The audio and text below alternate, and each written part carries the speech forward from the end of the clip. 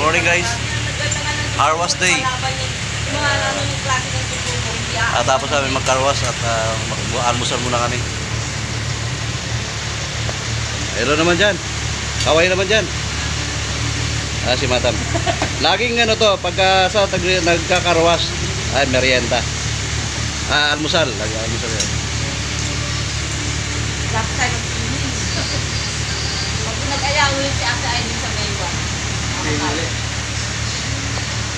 Tuwing linggo, ang karwas namin. Ayan. Hindi pwedeng hindi kakarwas kasi ang aming mga estudyante ay kailangan natin nakasanitize ang aming service. Kailangan laging malinis ang loob.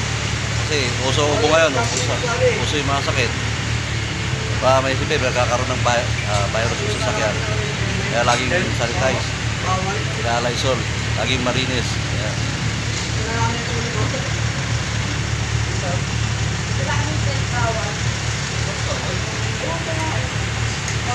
Evan, hindi naman bawal, di ba? Pag nag-pwede kasi yun, hindi na marelentahan sa mga nilaro. Mga fake.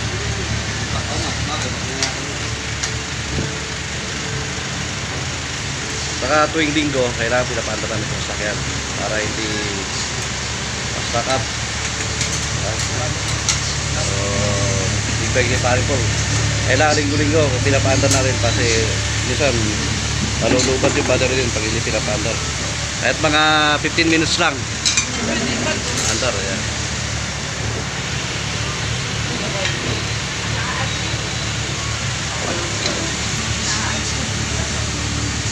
Ano sa bayan?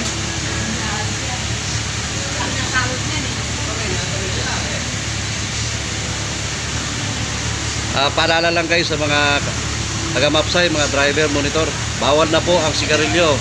Bawal ho kayo manigarilyo pagka may service kayo.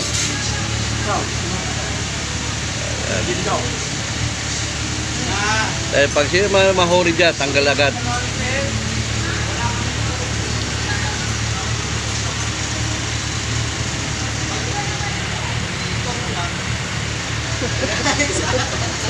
Paalala.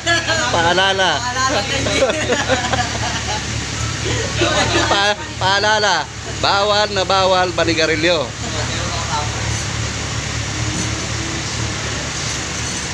Ano nyo namang may mga sundo kayo, may mga estudyante kayo sakay. Kaya mahigpit na pinagbabawal yan sa school. Hindi ako pinagkami, may focus pa rin.